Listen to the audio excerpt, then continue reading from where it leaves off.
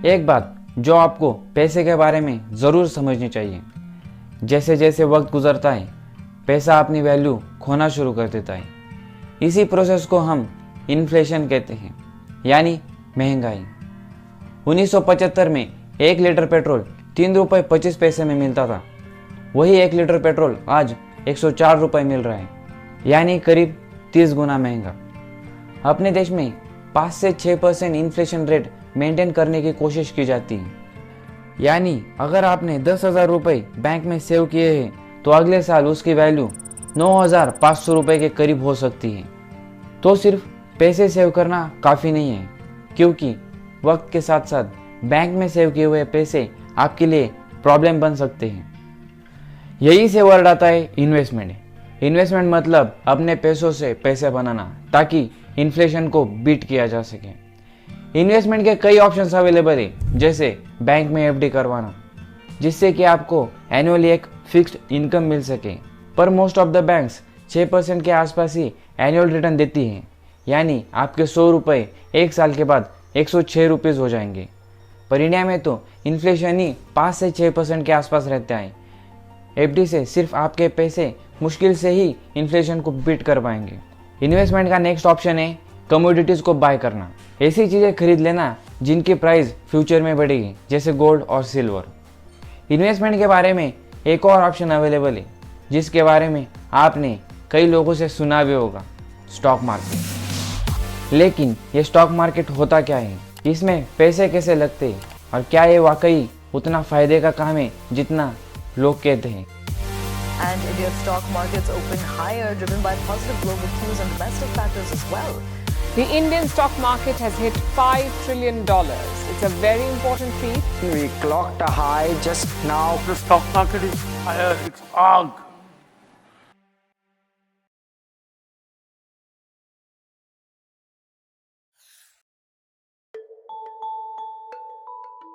Market का मतलब simple है, एक ऐसी जगह जहाँ चीज़ें खरीदी या बेची जाती हैं।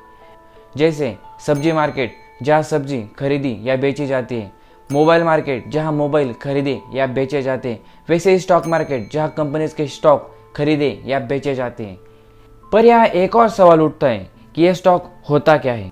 स्टॉक और शेयर दोनों शब्द आमतौर पर एक ही चीज़ के लिए इस्तेमाल किए जाते हैं।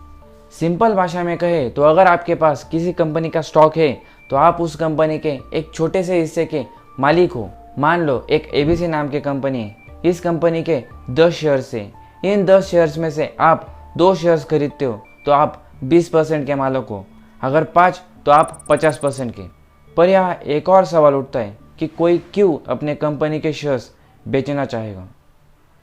मान लो आपकी एक मिठाई की दुकान है। आपकी मिठाई की दुकान आपके शहर में काफ़ी फेमस है, इतनी फेमस है कि कई लोग दूर दूर से यहाँ मिठाई लेने आते हैं। एक दिन आप सोचते हो कि क्यों ना बिजनेस एक्सपांड किया जाए, 2-4 और दुकानें खोली जाए, ज़्यादा से ज़्यादा एम्प्लॉयज़ हायर किए जाए और अपने दुकान का मार्केट कैंपेन किया जाए। लेकिन एक प्रॉब्लम है, बिजनेस एक्सपांड करने के लिए पैसा चाहिए। पैसा जमा करने के लिए आपके पास 2 ऑप्शंस अवेलेबल होते हैं। एक है बैंक लोन। बैंक से लोन लेकर आप अपना बिजनेस एक्सपांड कर सकते हो, पर बैंक आपको लोन देने से मना भी कर सकती है। मान लो आपको बैंक ने लोन दिया भी और लोन लेकर आपने अपना बिजनेस एक्सपांड भी कर लिया, पर क्या गारंटी है कि आपका बिजनेस उस जगह अच्छा चलेगा। अगर अच्छा नहीं चला तो बिजनेस लॉस और बैंक का लोन और इंटरेस्ट, इन सब का सामना करना पड़ेगा। पैसा जमा करने का एक और ऑप्शन अवेलेबल है, अपने दुकान के शेयर्स बेचना। ये दुकान के शेयर्स आप 2 तरीके से बेच सकते हो।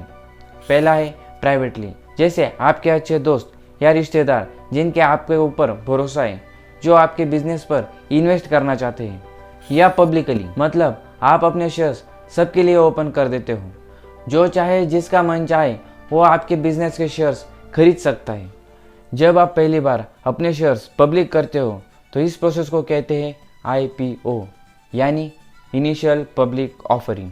इसका मतलब है कि आपका बिजनेस जो पहले तक प्राइवेट बिजनेस था, अब वो पब्लिक कंपनी बन चुका है और आप डिसाइड करते हो IPO।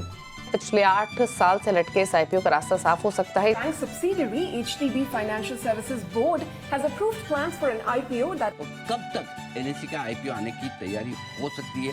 Back to back IPOs आ रहे हैं, which means you are getting back to back opportunities to make your money.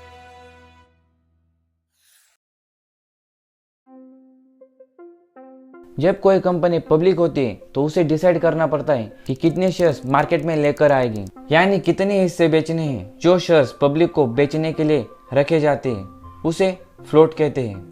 अब हर शेयर्स की इनिशियल वैल्यू कई फैक्टर्स पर डिपेंड करती है, जैसे कंपनी की फाइनेंशियल हेल्थ, बाकी सिमिलर कंपनी मार्केट में कैसे परफॉर्म कर रही है और लोगों की उस कंपनी के शेयर्स के लिए कितनी डिमांड है। इसके अलावा भी कई फैक्टर्स होते हैं जो डिसाइड करते हैं कि जब आपकी कंपनी पहली बार मार्केट में जाएगी। जब कोई कंपनी पब्लिक होती है तो उसके शेयर्स एक जगह लिस्ट होते हैं, जिसे हम स्टॉक एक्सचेंज कहते हैं। इस कंसेप्ट को आसान बनाने के लिए एक एग्जांपल लेते हैं। मान लो आपके शहर में कई सारे फ्रूट मार्केट हैं, लेकिन आपको अपना फ्रूट स्टॉल लगाने के लिए सिर्फ एक मार्केट चुननी होगी।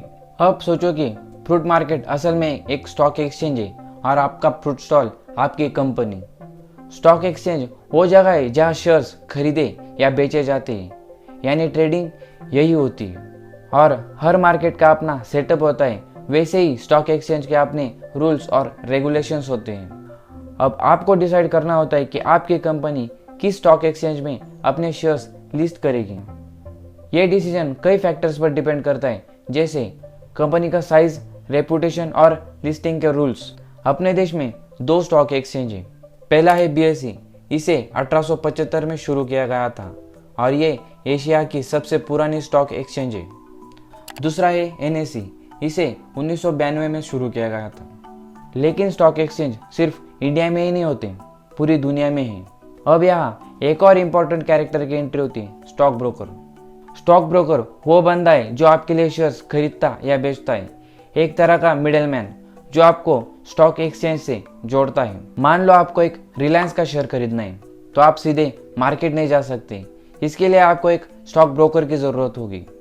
पहले ज़माने में ब्रोकर्स एक्चुअल स्टॉक मार्केट के ट्रेडिंग फ्लोर पर जाते थे, जहाँ सब लोग एक दूसरे को चिल्ला चिल्ला कर डील्स करते थे। लेकिन अब थैंक्स टू टेक्नोलॉजी ये सारा काम अब ऑनलाइन हो चुका है। अब ना ही किसी को चिल्लाने की ज़रूरत है और ना ही फिजिकली एक्सचेंज फ्लोर पर जाने की। अब सब कुछ ऐप्स और कंप्यूटर एल्गोरिथम से होता है। इंडिया में आजकल लोग Zerodha, grow, Upstox, angel one जैसे प्लेटफॉर्म्स का यूज़ करते हैं। बस फ़ोन उठाओ, ऑर्डर लगाओ और हो गया। अब सवाल ये आता है कि एक ट्रेड एक्चुअली होता कैसे है। सिंपल है, मान लो आपको एक रिलायंस का शेयर खरीदना है। आप अपने ब्रोकर ऐप पे जाते हो, जैसे एंजल वन, वहाँ ऑर्डर प्लेस करते हो, ठीक वैसे ही जैसे अमेज़ॉन पे किसी चीज़ की ऑर्डर करते हो। लेकिन यहाँ कुछ एक्स्ट्रा डिटेल्स डालनी पड़ती है, जैसे किस कंपनी का शेयर खरीदना है या बेचना है, मतलब रिलायंस, टाटा, इन्फोसिस एक्सेट्रा। हर एक कंपनी का एक छोटा नाम होता है जिसे हम टिकर सिंबल कहते हैं। ये टिकर आपको ऐप में भी दिखाया जाता है। दूसरा है साइड, मतलब आप वो शेयर खरीदना चाहते हो या खरीदा हुआ शेयर बेचना चाहते हो। अब आता है ऑर्डर टाइप। स्टॉक मार्केट को आप एक बड़ी सी ऑक्शन मार्केट की तरह समझो, जहाँ हजारों लोग कुछ खरीदने के लिए बोली लगा रहे होते हैं और हजारों लोग कुछ बेचने के लिए अच्छी प्राइस ढूंढ रहे होते हैं। जब बायर्स और सेलर की प्राइस मैच होती है तब एक ट्रेड कंप्लीट होता है। ये एक दिन में लाखों बार होता है और शेयर की प्राइस सप्लाई और डिमांड की वजह से फ्लक्चुएट होती रहती है। और आखिर में है क्वांटिटी, मतलब जितने शेयर आपको खरीदने या बेचने हैं। और कॉन्ग्रेचुलेशंस, इस तरह आप किसी भी कंपनी के शेयर्स खरीद या बेच सकते हो। अब सबसे बड़ा ये सवाल उठता है कि आप जो ये वीडियो देख रहे हो, ये सब समझने के बाद कैसे एक राइट डिसीजन ले अपने इन्वेस्टमेंट के लिए। इन्वेस्टिंग का गेम किसी क्रिकेट मैच की तरह है। यहाँ भी अलग अलग प्लेयर्स होते हैं। आपने अक्सर सुना होगा रिटेल इन्वेस्टर्स और इंस्टीट्यूशनल इन्वेस्टर्स। रिटेल इन्वेस्टर्स हम लोग, जैसे आप और मैं, जो अपनी पर्सनल सेविंग्स स्टॉक मार्केट में इन्वेस्ट करते हैं, मतलब छोटा पैसा थोड़ा इन्वेस्टमेंट अपने लिए। दूसरा है इंस्टीट्यूशनल इन्वेस्टर्स। ये बड़े खिलाड़ी होते हैं, जैसे म्यूचुअल फंड्स, पेंशन फंड्स, बड़े बड़े बैंक्स। ये लोग लाखों करोड़ों का पैसा अपने क्लाइंट के बिहाफ पर लगाते हैं और इन इंस्टीट्यूशंस के पास अपनी पूरी टीम होती है जो मार्केट रिसर्च करती है, बैलेंस शीट्स पढ़ते हैं और डिसाइड करते हैं कि कहाँ पैसा लगाना है। लेकिन ये वीडियो हमारा है, मतलब रिटेल इन्वेस्टर्स के लिए। गोल सिंपल है, हमें एक स्टॉक लेना है और ज़्यादा से ज़्यादा प्राइस पर बेचना है प्रॉफिट बनाने के लिए। इसे ही बाय लो सेल हाई कहते हैं। पर हमें पता होना चाहिए कि कौन सा स्टॉक ऊपर जाएगा या नीचे, और हमें कैसे पता चलेगा। इसका सीधा जवाब है सप्लाई और डिमांड। किसी भी शेयर की प्राइस सप्लाई और डिमांड से डिसाइड होती है। मान लो कल TCS अनाउंस कर दे कि वो एक AI प्रोडक्ट पर काम कर रही है जो आगे चलकर गेम चेंजर साबित हो सकता है। इससे लोगों का कॉन्फिडेंस बढ़ेगा, सब लोग सोचेंगे कि TCS का फ्यूचर ब्राइट है। इससे TCS के शेयर्स की डिमांड बढ़ेगी, ज़्यादा लोग TCS का शेयर ज़्यादा से ज़्यादा प्राइस पर बेचना चाहेंगे और बायर्स ज़्यादा से ज़्यादा प्राइस पर खरीदना चाहेंगे। इससे इस कंपनी के शेयर के प्राइस ऊपर जाएंगे। उसी तरह अगर किसी कंपनी की नेगेटिव न्यूज़ आ रही है, जैसे लॉस या कोई स्कैम, तो सभी लोग उस कंपनी के शेयर्स बेचना चाहेंगे, इससे कि उस कंपनी की डिमांड कम होगी। इसी तरह के कई फैक्टर्स शेयर के प्राइस पर इम्पैक्ट करते हैं, जैसे change in CEO, quality of product और गवर्नमेंट के न्यू पॉलिसी। तो क्या एक एवरेज इन्वेस्टर जो नौकरी कर रहा है या कोई बिजनेस चला रहा है, क्या ये रोज रोज सब कुछ ट्रैक कर सकता है? इसीलिए लॉन्ग टर्म इन्वेस्टमेंट ज़्यादातर एक्सपर्ट्स बेहतर स्ट्रैटेजी मानते हैं, खासकर रिटेल इन्वेस्टर्स के लिए। एक बार सोच समझकर एक अच्छा शेयर खरीदो और सालों तक होल्ड करो। धीरे धीरे वो ग्रो करेगा और टाइम के साथ साथ आपका पैसा भी बढ़ेगा। वॉरेन बफेट दुनिया के सबसे अमीर इन्वेस्टर्स में से एक है। वो भी इसी मेथड का इस्तेमाल करते हैं। इसे वैल्यू इन्वेस्टिंग कहते हैं। मतलब वो कंपनी के फंडामेंटल्स को चेक करते हैं, कंपनी के एसेट्स क्या है, उस पर कितना लोन है, उसकी असली बुक वैल्यू क्या है और क्या मार्केट में वो शेयर सस्ते में मिल रहा है। शॉर्ट टर्म इन्वेस्टमेंट वो होता है कि कुछ घंटों के लिए शेयर्स खरीदते हैं और प्रॉफिट होने के बाद बेच देते हैं। पर इसमें प्रॉब्लम है, ये थोड़ा रिस्की है, लेकिन इसमें रिटर्न्स भी ज़्यादा आते हैं। पर इसमें हर रोज़ टाइम देना पड़ता है, मार्केट को ट्रैक करना पड़ता है और चार्ट्स को पढ़ना पड़ता है। इसीलिए अच्छा यही है कि किसी एक जगह इन्वेस्ट करो जहाँ से कुछ सालों बाद एक स्टेडी रिटर्न मिल सके, ना रोज का मार्केट देखना, ना ही चार्ट्स पढ़ना। यही कंसेप्ट आता है इंडेक्सेस का। इंडेक्स बेसिकली कुछ सिलेक्टेड कंपनीज के ग्रुप को ट्रैक करता है। आपने निफ्टी 50 के बारे में सुना होगा। निफ्टी 50 ये टॉप 50 इंडियन कंपनीज को ट्रैक करता है, जैसे रिलायंस, TCS, इन्फोसिस। और सेंसेक्स ये 30 बड़ी कंपनीज को ट्रैक करता है जो बॉम्बे स्टॉक एक्सचेंज में लिस्टेड है। इंडेक्सेस का पर्पस होता है कि हम समझ सके कि पूरी स्टॉक मार्केट का ओवरऑल परफॉर्मेंस कैसे चल रहा है। अब सोचो, अगर आप चाहते हो कि मुझे इन टॉप कंपनीज में इन्वेस्ट करना है, लेकिन एक एक शेयर खरीदने की झंझट नहीं चाहिए, तो इसका सॉल्यूशन है इंडेक्स फंड और ETF यानी एक्सचेंज ट्रेडेड फंड। ये दोनों प्रोडक्ट ऐसे होते हैं जो निफ्टी 50 और सेंसेक्स जैसे इंडेक्सेस को कॉपी करते हैं। मतलब अगर आप निफ्टी 50 इंडेक्स फंड में इन्वेस्ट करते हो तो आपका पैसा इंडिया के टॉप 50 कंपनीज में प्रोपोर्शन के हिसाब से इन्वेस्ट हो जाता है।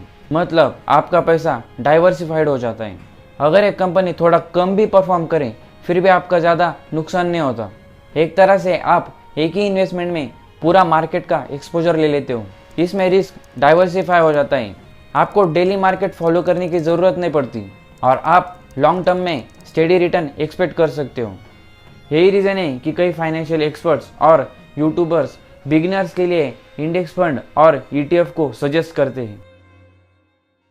अब सवाल ये आता है कि इसमें कितना रिटर्न मिलता है। हिस्टोरिकली देखें, निफ्टी 50 जैसे इंडेक्स फंड ने लोगों को 10 से 12% का रिटर्न दिया है, विच इज़ प्रीटी गुड। लेकिन याद रखो, थोड़ा बोरिंग लग सकता है। यह जल्दी अमीर बनने का शॉर्टकट नहीं है, एक स्लो, स्टेडी और लॉन्ग टर्म गेम है। पर यहाँ कुछ इंपॉर्टेंट वार्निंग्स भी हैं।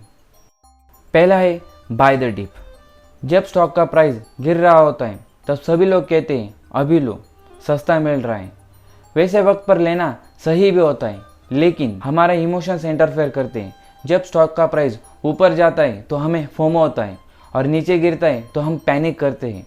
गलत वक्त पर बेचने या खरीदने से लॉस ही होता है। उतना ही पैसा लगाओ जितना आप लॉस कर सकते हो। कभी भी अपने इमरजेंसी या डेली यूज़ के पैसे इन्वेस्ट मत करो। एक कॉमन एडवाइस है, अपने मंथली इनकम का 10% ही इन्वेस्ट करो, वो भी लॉन्ग टर्म के लिए, 5-10 साल के लिए। पैनिक में सेल मत करो। स्टॉक कभी ऊपर कभी नीचे जाता रहता है, लेकिन अगर आपका इन्वेस्टमेंट डाइवर्सिफाइड है जैसे इंडेक्स फंड में और आपने शेयर्स बेचे नहीं है तो आपका लॉस ऑन पेपर है, एक्चुअल नहीं है। लेकिन लॉस तब होता है जब आप पैनिक में स्टॉक बेच देते हो। आई नो इस वीडियो में मैं शॉर्ट सेलिंग और ऑप्शन ट्रेडिंग जैसे कंसेप्ट को मैं एक्सप्लेन नहीं कर पाया। ये वीडियो इसलिए था ताकि आपका स्टॉक मार्केट का बेसिक्स स्ट्रांग हो। मेरा मानना यह है कि जब आप किसी चीज़ का बेस अच्छे से समझते हो तो बाकी सब चीज़ें ऑटोमेटिकली समझ में आने लगती हैं। सच तो यह है कि जब पहली बार मैंने स्टॉक मार्केट में इन्वेस्ट करना शुरू किया था तब इन सब चीज़ों के बारे में मुझे कुछ आइडिया नहीं था। इसीलिए मैंने ये सभी इन्फॉर्मेशन एक ही वीडियो में लाने की और सिंपल लैंग्वेज में एक्सप्लेन करने की कोशिश की है।